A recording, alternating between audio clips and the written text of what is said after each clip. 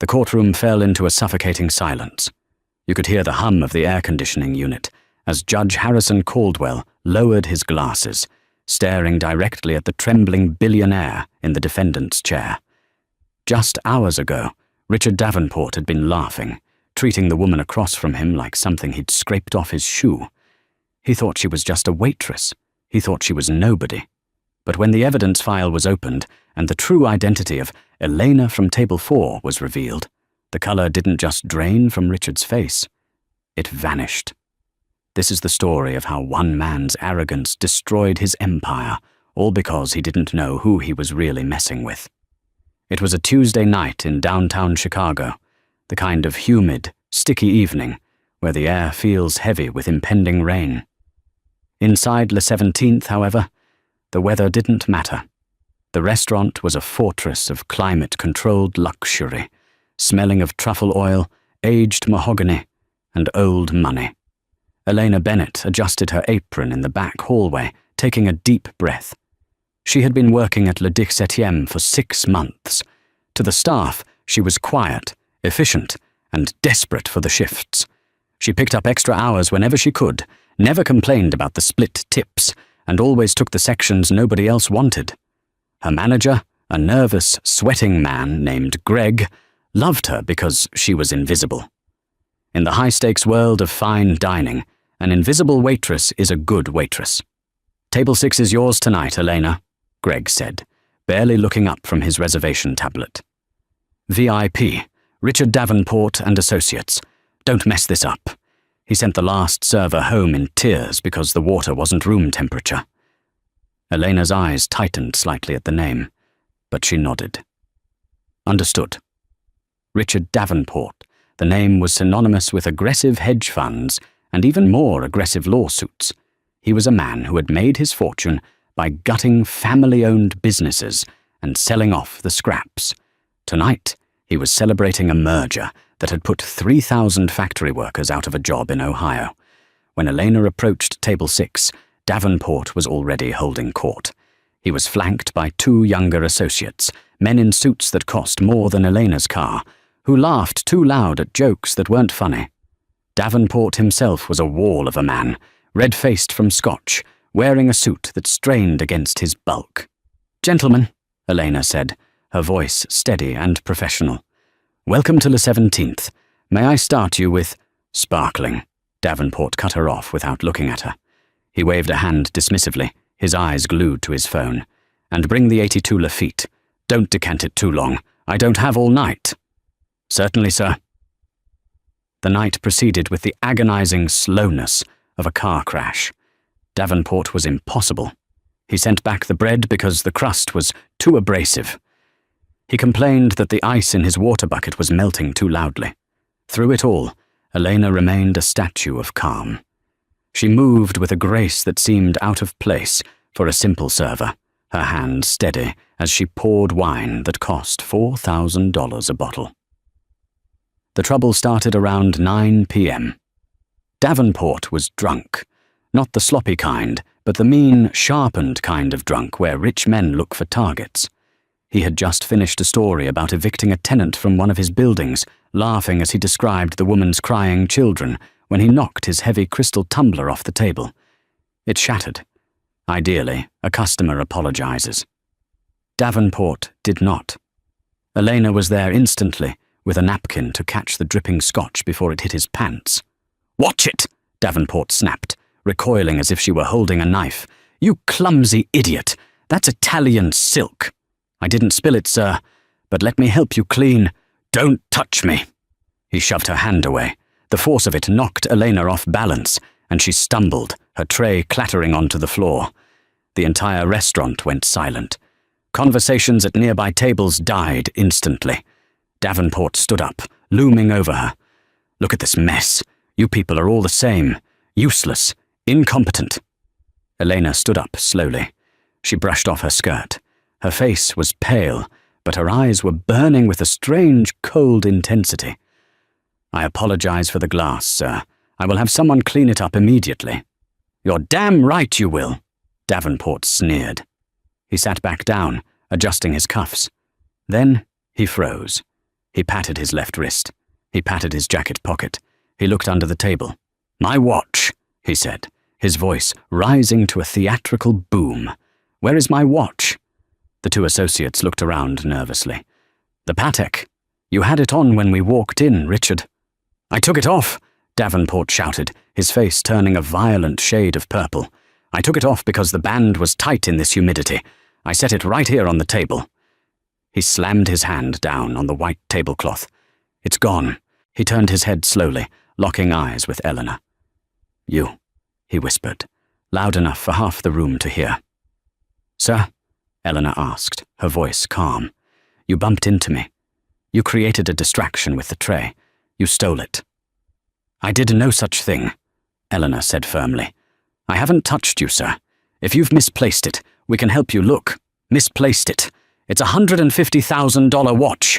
You don't misplace it," Davenport roared. He grabbed Eleanor's arm, his fingers digging into her bicep. "Empty your pockets, now." "Let go of me," Elena said. Her voice dropped an octave. It wasn't a request. It was a command. Davenport blinked, surprised by the steel in her tone, but his ego doubled down. "Greg, get over here!" Greg, the manager, scurried over, looking like he wanted to dissolve into the floor. "Mr. Davenport, sir, what is the problem?" "This trash stole my Patek Philippe. I want her searched. I want the police. And I want her fired." "Elena." Greg looked at her, pleading with his eyes for her to just fix it. "Did you see the watch?" "I didn't take his watch, Greg. And he needs to remove his hand from my person before he regrets it." Davenport laughed, a cruel, barking sound. "Regret it? Who do you think you are? You're a nobody. I could buy this restaurant and turn it into a parking lot just to fire you again." He pulled out his phone. "I'm calling Commissioner Davis. Let's see how tough you are when the handcuffs go on." Elena didn't flinch. She just stood there, watching him with an expression that wasn't fear. It was calculation. The arrival of the Chicago Police Department was a spectacle Davenport ensured was as loud as possible.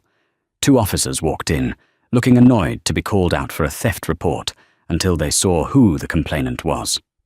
"Mr. Davenport," the older officer said, tipping his hat. It was Sergeant Miller. Elena recognized the type immediately. Tired, overworked, and prone to taking the path of least resistance.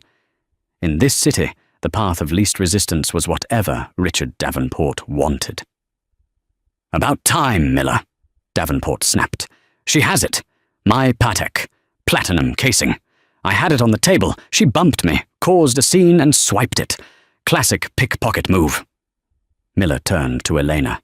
She was standing by the service station, her arms crossed. "Ma'am, I need you to empty your apron and pockets." "Am I being detained, officer?" Elena asked. Miller sighed.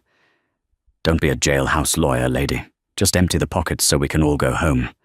"I didn't take it," she repeated, but she reached into her apron. She pulled out a wine key, a lighter, 2 pens, and a small notepad. She turned her pockets inside out. "Nothing." Davenport scoffed. She handed it off. "Check her locker. Check the busboy," she was whispering to.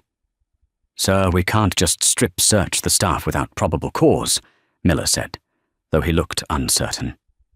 "Probable cause?" Davenport got right in Miller's face. "The probable cause is that my watch is worth more than her life earnings. Arrest her. Take her down to the station and sweat it out of her. If you don't, I'm calling the mayor. I had dinner with him last week. Do you want to be a beat cop in the middle of nowhere, Miller?" Miller stiffened. The threat worked. He pulled his handcuffs from his belt. "Elena Bennett," Miller said. "Turn around. Put your hands behind your back." "On what charge?" Elena asked, her voice icy. "Suspicion of grand larceny. We'll sort it out downtown." As the cold metal clicked around her wrists, Elena looked at Greg. The manager looked away, unable to meet her gaze. "You're fired, Elena," Greg mumbled to the floor. I can't have thieves here." "I didn't steal anything, Greg," she said softly. Davenport was beaming. He took a sip of his wine, watching the show. "That's right. Take the trash out. Maybe a night in a cell will teach you your place." Elena was marched out of the restaurant. Every eye was on her. Regular customers she had served for months watched with judgment, whispering behind their hands. She must be desperate. Drugs, probably. You can never trust the help. The ride to the precinct was silent. Elena sat in the back of the cruiser, the hard plastic seat digging into her back. She wasn't crying.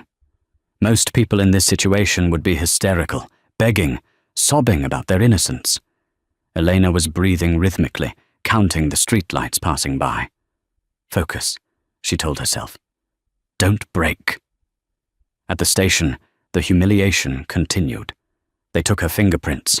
They took her mugshot.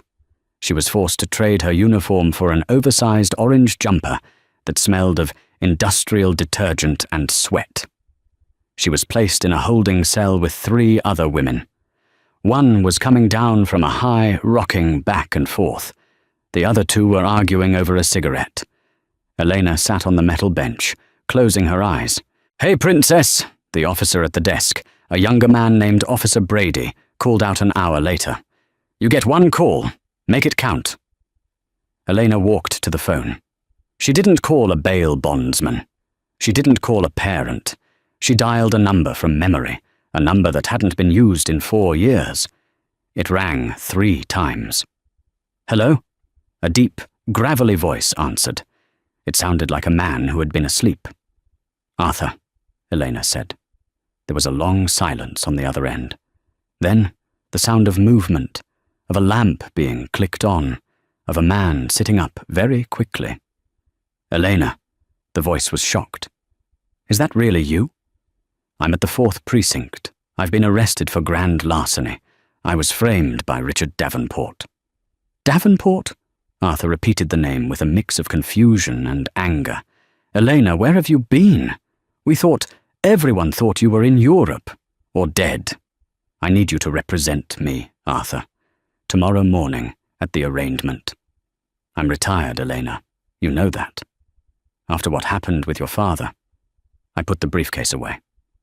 "I know," Elena said, her voice finally cracking, just a little. "But I have nobody else. And if they run my prints through the federal database instead of just the local one, my cover is blown anyway. I need you." A sigh on the other end. "Davenport is a shark, Elena. If he's coming for you, he thinks I'm a waitress named Eleanor Bennett. He thinks I'm nobody. And when he finds out..." Eleanor looked at her reflection in the scratched plexiglass of the holding cell. "Then God help him." Arthur paused. "I'll be there at 8 a.m. "Sit tight, kid." Elena hung up the phone and walked back to the bench. She sat down, pulling her knees to her chest. Richard Davenport had wanted a fight. He had wanted to crush a helpless waitress to make himself feel powerful. He had no idea that he had just declared war on the one woman in Chicago who knew exactly where all the bodies were buried. The night dragged on. Elena didn't sleep. She replayed the scene in the restaurant over and over. The way Davenport smirked, the way Greg folded, the way the patrons judged her. By morning, the fear was gone. It was replaced by a cold, hard resolve. At 7 a.m., the guard banged on the bars. "Bennett, transport to the courthouse. Let's go." She was shackled again, chained to other prisoners, and loaded onto a bus. The ride to the courthouse was bumpy and loud. When they led her into the courtroom, it was chaotic. Lawyers were shouting over each other. Clerks were running files back and forth. It was the assembly line of justice, designed to process the poor and the unlucky as quickly as possible. And there, in the front row, sat Richard Davenport. He looked fresh, wearing a different suit, looking bored. He was whispering to a high-priced lawyer, likely one of the partners from a top firm. He was there to ensure the book was thrown at her. He wanted to see her destroyed personally. The bailiff called out, "Docket number 4092, The People versus Eleanor Bennett. Charge of grand larceny." Eleanor was led to the defendant's table. She stood alone. The prosecutor, a young, ambitious man named Mr. Klein, stood up, Your Honor, this is a clear case of theft from a prominent citizen. The defendant stole a watch valued at $150,000. The state requests bail be set at $500,000 due to the flight risk and the value of the item. Davenport smirked. $500,000. She would rot in jail until trial. The judge, an older man with thick glasses named Judge Caldwell, looked down at the paperwork. Is the defendant represented? The doors at the back of the courtroom swung open. A man walked in. He was in his 60s, using a cane, but he moved with an energy that silenced the room. He wore a suit that was out of fashion by 20 years, but tailored to perfection. He carried an old, battered leather briefcase. "She is now, Your Honor," the man said, his voice booming off the walls. Davenport's lawyer turned around and squinted. Then his eyes went wide. He nudged Davenport hard. "Richard," he hissed. "What?" Davenport asked, annoyed. "That's Arthur Pendleton." "Who cares? He was the Attorney General 10 years ago. He was the most feared prosecutor in the state. I thought he was dead." Arthur Pendleton limped to the defense table and stood next to Eleanor. He didn't look at her. He looked at the judge. "Arthur Pendleton for the defense, Your Honor, and we would like to enter a plea of not guilty. Furthermore, we move for immediate dismissal of all charges based on malicious prosecution and tampering with evidence." Judge Caldwell peered over his glasses. "Mr. Pendleton, it has been a long time. You came out of retirement for a waitress?" Arthur smiled, a shark-like grin that made the prosecutor take a step back. "No, Your Honor, I didn't come out of retirement for a waitress. I came out of retirement for her." He gestured to Eleanor. Davenport leaned forward, suddenly uneasy. He looked at the woman in the orange jumpsuit, really looked at her, and for the first time, he noticed something. She wasn't looking at the floor. She was looking at him, and she was smiling. The silence in courtroom 4B was not merely the absence of noise, it was a physical weight. It pressed down on the gallery, the court reporter, and most heavily on the prosecution table. Judge Harrison Caldwell took off his glasses. He cleaned them slowly with a microfiber cloth, a habit he had developed over 30 years on the bench to buy himself time. He placed the glasses back on his nose and looked down at the defense table. "Mr. Pendleton," Caldwell said, his voice gravelly and low. "I was under the impression you had moved to Florida to fish." Arthur Pendleton leaned his cane against the heavy oak table. He didn't smile. His face was a map of deep lines and weathered skin, the face of a man who had seen the darkest corners of the city and survived. "The fish were boring, Harry, and they didn't lie as much as the people in this room." A ripple of nervous laughter moved through the gallery. Mr. Klein, the young prosecutor, looked like a deer caught in headlights. He adjusted his tie, trying to regain control. "Your Honor, regardless of defense counsel's reputation, the facts remain. We have a flight risk, a waitress with no ties to the community, no property, facing a felony charge." "No ties?" Arthur interrupted softly. He opened his battered leather briefcase. The snap of the latch echoed like a gunshot. He pulled out a single, yellowed file folder. "My client has lived in Chicago her entire life. She graduated valedictorian from Lincoln Park High. She was on the dean's list at the University of Chicago before. Circumstances forced her to withdraw." Davenport, sitting in the front row, scoffed audibly. "She's a college dropout pouring coffee. That's a flight risk." Judge Caldwell's gavel struck the sound block with a singular, sharp crack. "Mr. Davenport, you are a complaining witness in this courtroom, not the judge. If you open your mouth out of turn one more time, I will have you removed. Do I make myself clear?" Davenport's jaw tightened. His face flushed a deep, angry red, but he nodded stiffly. Arthur continued, his voice taking on the rhythm of a storyteller. "The prosecution asks for $500,000 in bail. They base this on the word of a man who was, by multiple accounts, intoxicated." "Objection," Klein squeaked. "Relevance." "Goes to credibility, Your Honor," Arthur countered instantly. not even looking at Klein. But let's talk about the evidence. The watch. Arthur turned slowly to look at Davenport. It was a predator's gaze. The Patek Philippe, reference 5270P, platinum. Perpetual calendar chronograph. A beautiful piece of engineering. Arthur turned back to the judge. The prosecution claims my client stole this watch from the table. Yet the police report, written by Sergeant Miller, I see, notes that no watch was found on her person. No watch was found in her locker. No watch was found in the vicinity. She handed it off, Klein insisted, to an accomplice. An accomplice? Arthur raised a bushy white eyebrow. We have the security footage from Le 17th. I took the liberty of subpoenaing it at 4 a.m. this morning. Davenport froze. He hadn't thought about the cameras. He assumed Greg, the manager, would have handled that. Arthur held up a USB drive. I haven't even viewed it yet, Your Honor. But I am willing to bet my bar license that it shows Miss Bennet approaching the table, pouring wine, being verbally assaulted by Mr. Davenport, and then being shoved. At no point does it show her taking a watch.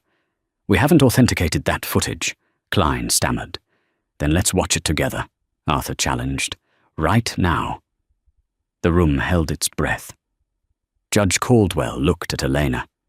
Really looked at her. She was standing straight, her chin up, despite the oversized orange jumpsuit. Her hair, usually tied back in a messy bun for waiting tables, was loose now, framing a face that was strikingly intelligent. There was something about her eyes, a piercing, steely blue that seemed familiar to the judge. It nagged at him. A memory from 20 years ago. Bail is denied, Judge Caldwell said abruptly. Davenport smirked. He had won. Excuse me? Arthur said, his voice dropping.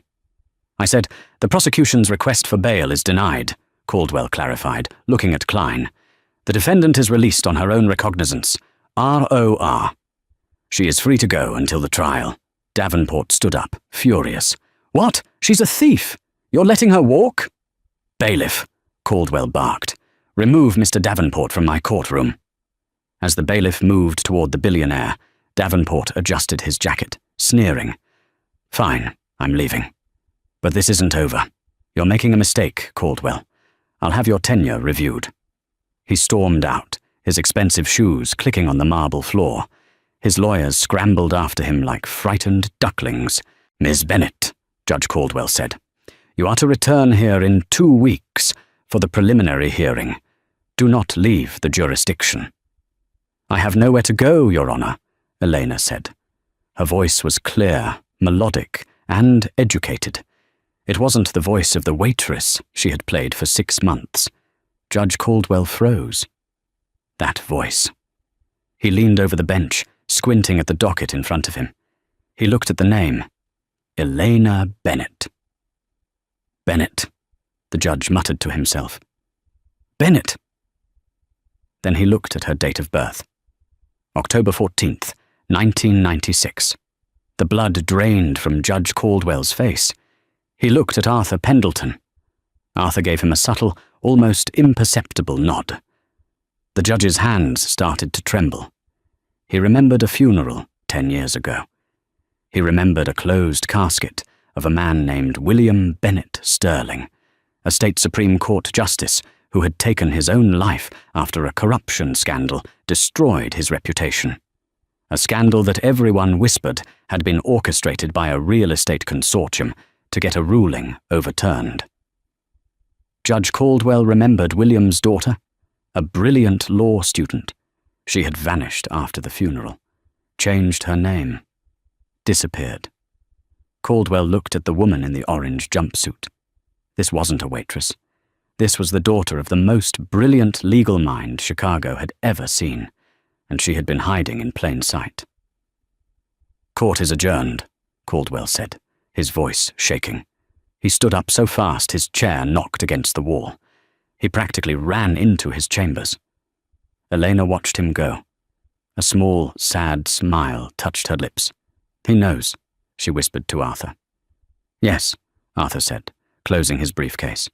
He knows, And by tonight, Davenport will know that he didn't just kick a stray dog. He kicked a wolf trap. Richard Davenport's office was on the 54th floor of the Davenport Tower. It was a temple to his ego, with floor-to-ceiling windows overlooking the city he treated like a monopoly board. He paced the length of the Persian rug, throwing a crystal paperweight against the wall. It shattered, leaving a dent in the mahogany paneling. "Incompetent!" he screamed. "All of you! How does a waitress get Arthur Pendleton? He hasn't taken a case since the Bush administration." Leonard Vane, Davenport's lead counsel, sat on the leather sofa, looking pale. Vane was a slimy man, good at contracts and intimidation, but terrible at actual litigation. "Richard, calm down. It's pro bono work. Old men like Pendleton do it to feel relevant. It doesn't matter. We'll crush her in discovery. We'll find her drug dealer, her debts, her dirty laundry. She doesn't look like a junkie." Davenport spat. "Did you see her eyes? She looked at me like she was studying a bug." He hit the intercom on his desk. "Get me Gula. Now." Frank Gula was a private investigator who didn't advertise in the phone book. He was an ex-cop who had been kicked off the force for brutality. He was the man you called when you didn't want information. You wanted ammunition. 30 minutes later, Gula walked in. He smelled of cheap cigars and rain. "Mr. Davenport," Gula grunted. "You got a job?" "I need a background check. Deep dive. A woman named Elena Bennett works at the 17th. I want to know where she was born, who she sleeps with, what she owes, and what she fears. I want her destroyed before the trial starts." "Consider it done," Gula said. "Standard rate plus expenses. I'll have a file on your desk by morning."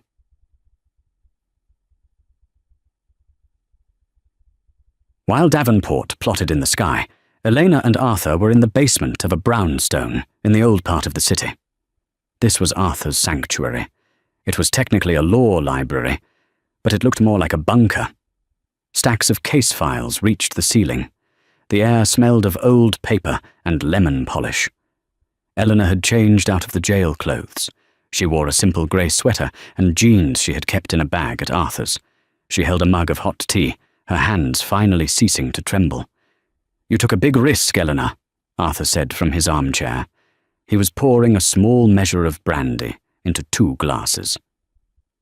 "If Miller had run your prints through the FBI database instead of just the state one." "He's lazy," Elena said, taking the glass. "He always was. Even when Dad was on the bench, Miller was lazy." "Don't say his name," Arthur warned gently. "Not yet." Elena looked into the amber liquid. "It's been 4 years, Arthur. 4 years of scrubbing dishes, waiting tables, listening to men like Davenport brag about ruining lives. I thought I could just fade away. I thought if I became nobody, the pain would stop." "And did it?" "No," she whispered. "It just festered." She stood up and walked to a bookshelf. She pulled down a framed photo. It showed 2 men laughing on a fishing boat. One was Arthur. The other was a tall, distinguished man with kind eyes, Justice William Sterling. "Davenport was the one who funded the pack that attacked Dad," Elena said, her voice hardening. "He was the one who paid off the witness to say Dad took bribes. He destroyed my father's life for a zoning permit." "We suspected it," Arthur corrected. "We never proved it. That's why the investigation closed. I was in law school, Arthur. I was top of my class at U of C. I know how to build a case. But I was grieving, and I was scared. They threatened me. They told me if I didn't disappear, I'd end up like him." She turned around. The waitress was gone. In her place stood Elena Sterling, the prodigy. But today, when he grabbed me, when he looked at me like I was trash, something snapped. I realized that hiding isn't living. He took my father. He took my future. And now he wants to take my freedom for a watch he lost. "He didn't lose it," Arthur said darkly. "I watched the footage while you were changing. He slipped it into his associate's pocket. It was a game. He did it for sport." Elena's eyes widened. "You have proof?" "Grainy proof. but enough to create reasonable doubt. Reasonable doubt isn't enough, Elena said. She set the glass down. I don't want an acquittal, Arthur. I want justice. I want to expose him. I want to use this trial to drag every skeleton out of his closet. Arthur smiled. It was a dangerous smile. That's my girl, but to do that, we need to lure him in. He's going to come after Elena Bennett. We need to let him think he's winning. The next morning, the sun rose over Chicago, illuminating the divide between the haves and the have-nots. In the Davenport Tower, Richard arrived at 8 a.m. sharp. Frank Gula was already waiting, but the investigator didn't look confident. He looked disturbed. "Where is the file?" Davenport demanded, sitting down. Gula tossed a thin manila folder onto the desk. It was almost empty. "That's it?" Davenport yelled. "I pay you $2,000 a day for 3 sheets of paper?"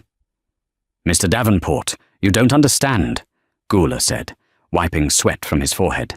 "I ran her social security number. It comes back to a Elena Bennett, who died in 1998 at the age of 2. Davenport paused. "What? The woman you arrested is using a ghost identity, a synthetic mask. So I dug deeper. I ran facial recognition against yearbooks, driver's licenses, old passports. And nothing. She's scrubbed. It's like she fell out of the sky 6 months ago." "She's a spy?" Davenport laughed nervously. "No. Spies have better covers. This is witness protection level stuff, or someone who knows the system inside out." Gula leaned forward.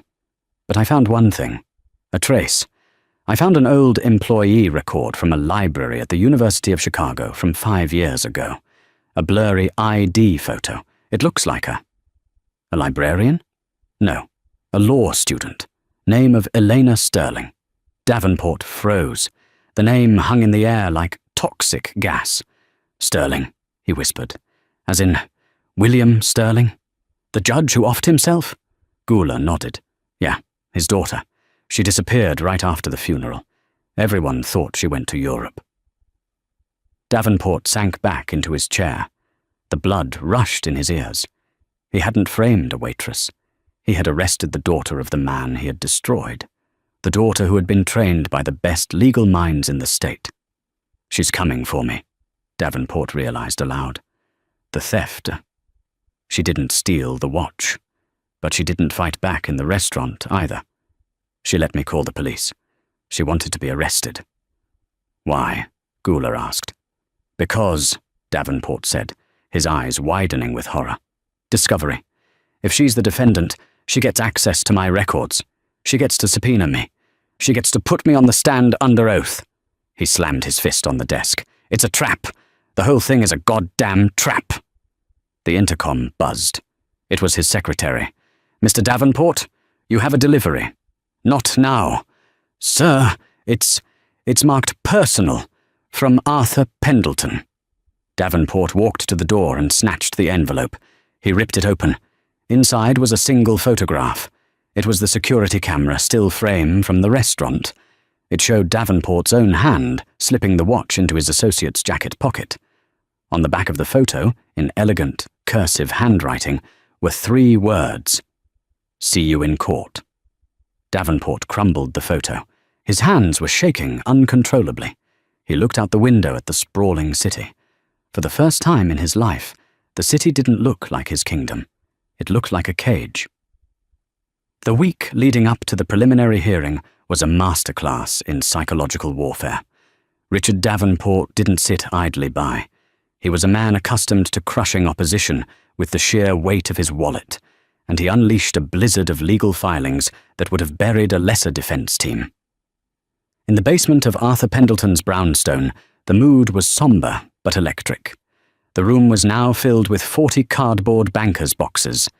This was discovery, the mandatory sharing of evidence. But Davenport's team, led by the slimy Leonard Vane, had weaponized it. They had sent over thousands of pages of irrelevant financial documents, restaurant inventory logs, and staff schedules, hoping to hide the needle in the haystack. Elena sat on the floor, surrounded by towers of paper. Her eyes were red-rimmed from lack of sleep. She held a highlighter in her mouth like a cigarette, flipping through a ledger from 2018. "They're trying to drown us," Elena mumbled, tossing a stack of invoices aside. "This is just receipts for tablecloth cleaning.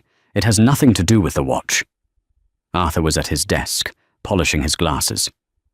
"It's the oldest trick in the book, Elena. If you can't destroy the evidence, you bury it under garbage. But Vane is sloppy. He's arrogant. He thinks we're just looking for proof that you didn't steal the watch. Aren't we?" Arthur stood up, walking over to a whiteboard covered in timelines. "No, that's the small game. Acquittal is the small game. We are looking for the thread that connects Davenport to the witness who perjured himself against your father."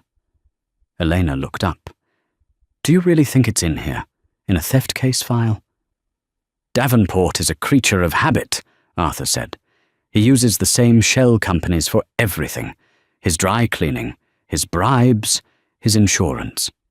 He pointed to a document Elena had discarded earlier. "Pick that up.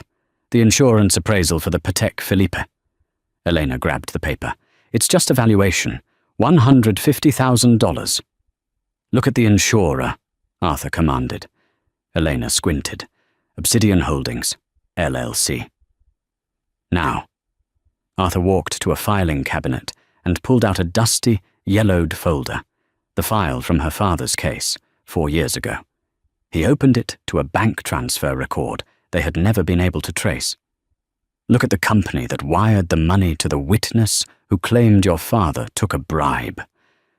Elena's breath hitched. "Obsidian Risk Management." "Same parent company," Arthur said, his voice dropping to a whisper. "Davenport didn't just frame you.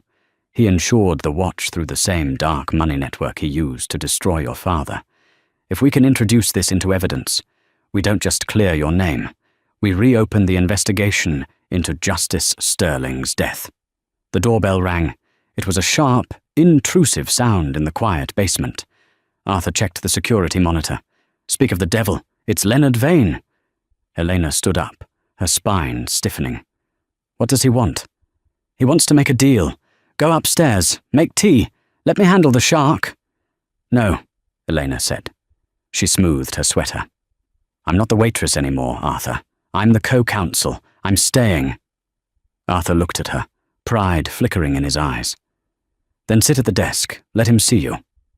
When Leonard Vane entered the study, he looked out of place. His suit was too shiny, his cologne too strong. He carried a sleek, black briefcase and a smile that didn't reach his eyes. "Arthur!"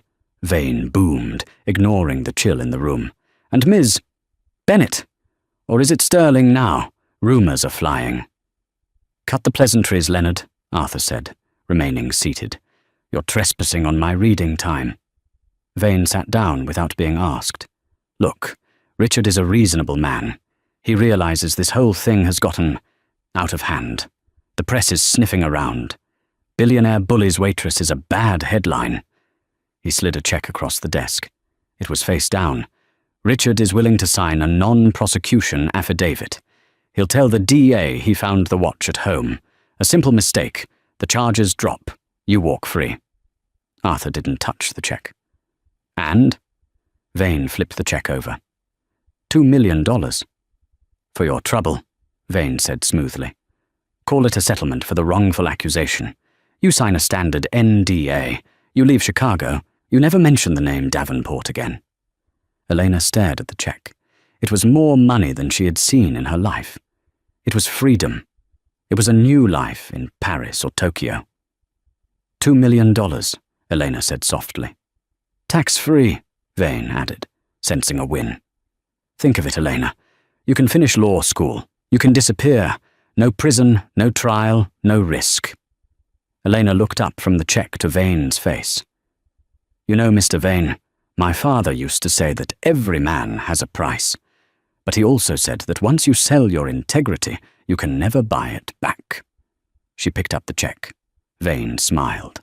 Then, slowly and deliberately, she tore it in half, then into quarters. Vane's smile vanished. "You're making a mistake.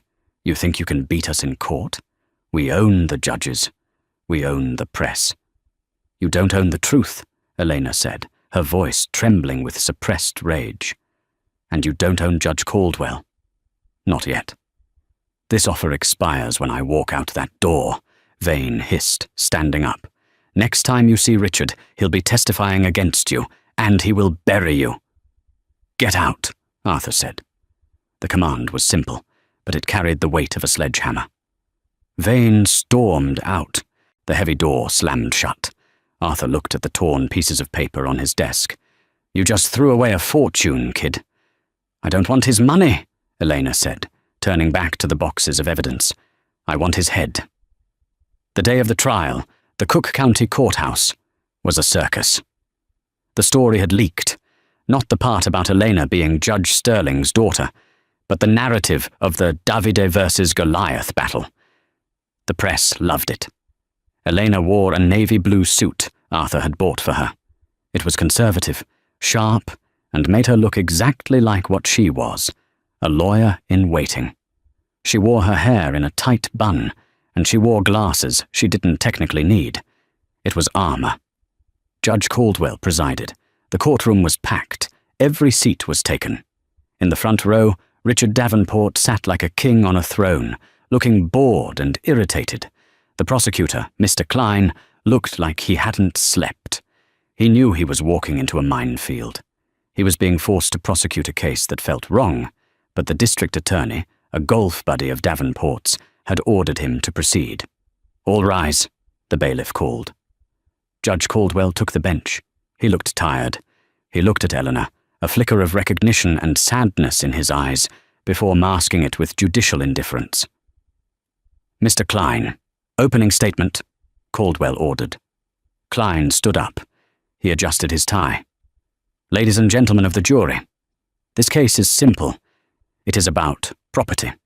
It is about theft. The defendant, disgruntled and envious of a patron's success, used a moment of chaos to steal a watch worth more than most people earn in a decade. We will show that she had the motive, the opportunity, and the intent. It was dry. It was standard. The jury looked bored. Then Arthur Pendleton stood up. He didn't use the podium. He walked right up to the jury box, leaning on his cane. He looked like a kindly grandfather, which made him dangerous. Simple, Arthur repeated Klein's word, tasting it like sour milk. My colleague says this case is simple. A watch was lost. A waitress was blamed. He paused, making eye contact with a juror in the front row. But nothing in this world is simple when power is involved. This isn't a case about a watch. This is a case about invisibility. Elena Bennett was invisible to Richard Davenport. She was a prop, a servant, a nobody. And because he thought she was nobody, he thought he could use her to play a game. Arthur pointed his cane at Davenport. Davenport didn't flinch, but his eyes narrowed. We will show you that the watch was never stolen. We will show you that this arrest was a weapon used by a bully who has forgotten that in a court of law, money does not equal truth. We will ask you to look past the suit, past the billions, and see the man. And when you do, you won't see a victim. You will see a predator. The trial moved slowly. Klein called the responding officer, Sergeant Miller. Miller was sweating. Under Arthur's cross-examination, he admitted he never actually searched the other people at the table. He admitted he didn't check the floor vents. He admitted he arrested Eleanor primarily because Mr. Davenport insisted. So, Arthur asked, leaning on the railing, you didn't arrest her because of evidence. You arrested her because a rich man told you to. I used my discretion, Miller stammered. Your discretion seems to have a price tag, Arthur noted. No further questions. Then came Greg, the manager. He was the prosecution's star witness regarding Elena's behavior. Greg sat in the witness box, looking like he wanted to vomit. He avoided Elena's eyes. Greg, Klein asked, did the defendant seem agitated that night? Yes, Greg whispered. She was terse. And did she have financial troubles? She picked up a lot of shifts. She said she needed rent money. Klein sat down, looking satisfied. Desperation was a motive. Arthur stood up. He didn't approach the witness box. He stood by Elena, putting a hand on her shoulder. "Greg," Arthur said softly, "how long have you worked at Le 17th? 10 years. And you have a daughter, correct? Sophie? She's 6? "Objection!" Klein shouted. "Relevance!" "It goes to the witness's state of mind, Your Honor," Arthur said calmly. Judge Caldwell nodded. "Overruled." "Greg," Arthur continued, 2 days after Miss Bennett was arrested, did you receive a bonus?" Greg went pale. Everyone got a bonus." "Really?" Arthur picked up a document. "Because the payroll records show that only you received a one-time payment of $10,000 from a discretionary fund, the same day you gave your statement to the police." The courtroom gasped. Greg looked at Davenport. Davenport was staring at him with cold, dead eyes, a silent threat. "I earned that bonus," Greg squeaked. "For managing the restaurant? Or for managing the narrative?" Arthur asked sharply. "I don't know what you mean." "I think you do, Greg. I think you're a good man who is scared of a bad man. And I think you know that Elena didn't steal that watch." Greg started to cry, silent tears running down his face. He didn't answer. He didn't have to. The jury saw it. "No further questions," Arthur said. The prosecution's case was crumbling, but they had one card left. The associate. The man who had been sitting next to Davenport. His name was Preston Cole. Preston was young, arrogant, and clearly coached. He took the stand with a smirk. "I saw her reach for it." Preston lied smoothly. "She bumped the table, knocked the water over, and her hand went right for Richard's wrist. It was a sleight of hand." "Very professional." Klein looked relieved. Finally, a direct eyewitness. Arthur stood up. He walked to the center of the room. He didn't hold any papers. "Mr. Cole, you work for Davenport Holdings, correct?" "I'm a junior vice president." "Impressive. And you were sitting to Mr. Davenport's right?" "Yes." "So you had a clear view?" "The best view." Arthur walked back to the defense table and picked up the remote control for the courtroom's projector. "Your Honor, the defense would like to introduce Exhibit D, the security footage from Le 17th. Davenport sat up straight. He thought they only had the blurry footage that showed nothing. The screen lowered. The video played. It was grainy, yes. It showed the chaos. The spill. Elena wiping the table. "Pause," Arthur commanded. The image froze. "Mr. Cole," Arthur said, "can you identify the jacket you were wearing that night?" "It was a navy Armani." "Like the one in the video?" "Yes." Arthur clicked a button. The video advanced frame by frame. It showed Davenport's hand, not reaching for Elena, but sliding quickly, stealthily, toward Preston's own pocket. "What is that, Mr. Cole?" Arthur asked, his voice booming. "What is Mr. Davenport putting in your pocket?" Preston squinted at the screen. His face dropped. He patted his own jacket pocket instinctively, as if the ghost of the watch were still there. I don't know." "You don't know?" Arthur turned to the jury. "Ladies and gentlemen, Mr. Davenport didn't steal the watch from Eleanor. He planted it on Preston. He hid it on his own friend to stage a crime." Arthur turned back to Preston. "Mr. Cole, did you check your pockets when you got home that night?" Preston looked at Davenport. Davenport was no longer looking at him. He was looking at the exit. "I found it," Preston whispered. The microphone caught it. "Excuse me?" Judge Caldwell leaned forward. "I found the watch," Preston shouted, standing up. "I found it in my pocket when I got home. I called Richard, and he told me to shut up. He told me to bring it to him the next morning and forget it ever happened." Pandemonium broke out. The gallery erupted. Reporters were typing furiously. Judge Caldwell banged his gavel. "Order! Order in this court!" Davenport's face was a mask of fury. His own pawn had just checkmated him. Arthur stood still in the center of the storm. He looked at Elena. She wasn't smiling. She was staring at Davenport. The theft charge was dead, but the trap was just springing shut. "Your Honor," Arthur said, his voice cutting through the noise. In light of this testimony, the defense moves to dismiss all charges. Granted, Judge Caldwell said immediately. The case is dismissed with prejudice. However, Arthur continued, raising a finger, we are not done. Ms. Bennett, Ms. Sterling, has filed a counterclaim for malicious prosecution, defamation, and emotional distress. And since Mr. Davenport is already present, Arthur turned to the bailiff. We have subpoenaed him as a hostile witness for the civil portion of this trial, which begins right now. Judge Caldwell looked at the docket. He looked at Davenport, who was trying to rise from his seat to flee. Sit down, Mr. Davenport, Caldwell said, his voice like iron. You are still under the jurisdiction of this court, and you have some questions to answer. Davenport sank back into his chair. He looked at Elena. She stood up, smoothing her skirt. She walked over to the prosecutor's table, which was now empty as Klein packed his bags in shame. She looked at Davenport and mouthed one word. Daddy. Davenport's eyes went wide. He finally realized who she was. The ghost of William Sterling had come to collect. The transition from criminal defendant to civil plaintiff was instantaneous. The courtroom doors were barred to prevent Richard Davenport from fleeing. He sat in the witness box, sweat beading on his forehead, his expensive suit suddenly looking like a costume that didn't fit. Elena Sterling approached the stand. She didn't need notes.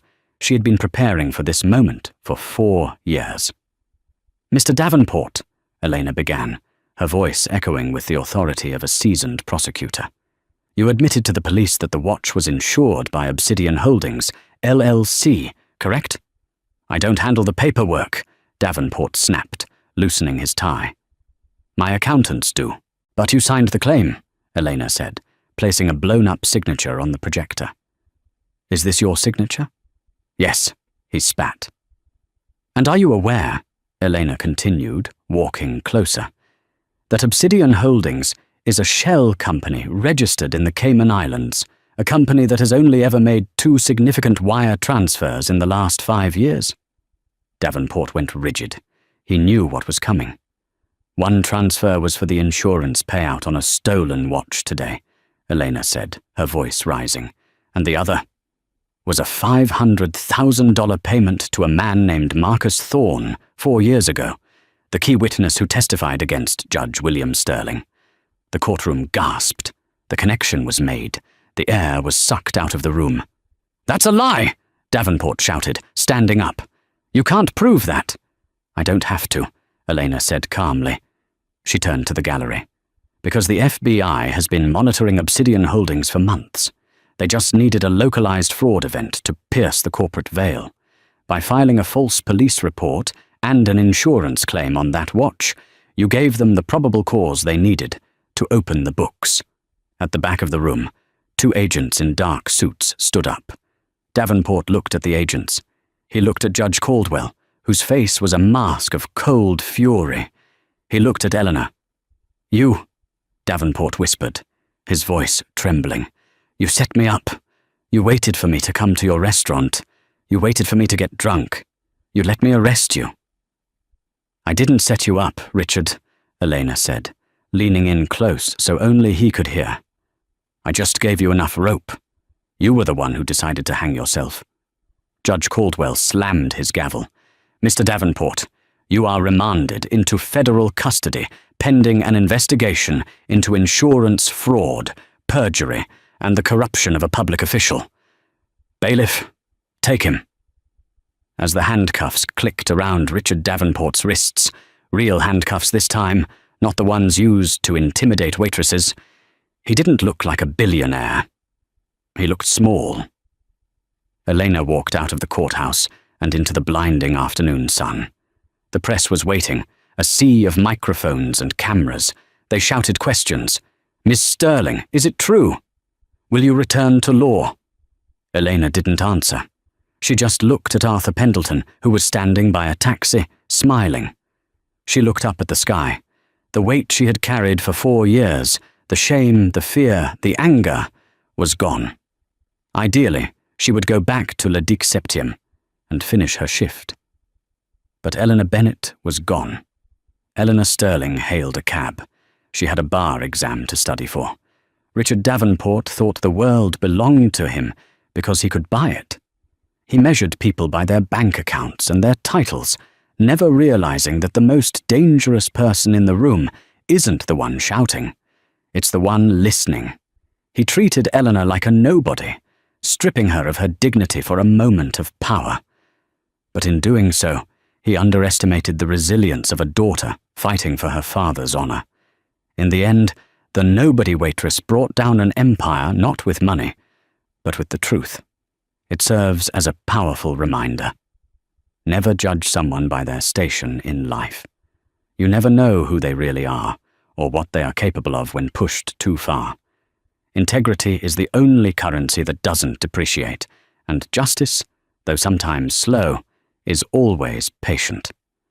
If this story kept you on the edge of your seat, please hit that like button. It really helps the channel grow. What would you do if you were in Eleanor's shoes? Would you have taken the $2 million bribe, or would you have fought for justice? Let me know in the comments below. Don't forget to subscribe and turn on the notification bell so you never miss a story about karma, justice, and the unexpected twists of life. Thanks for watching, and I'll see you in the next video.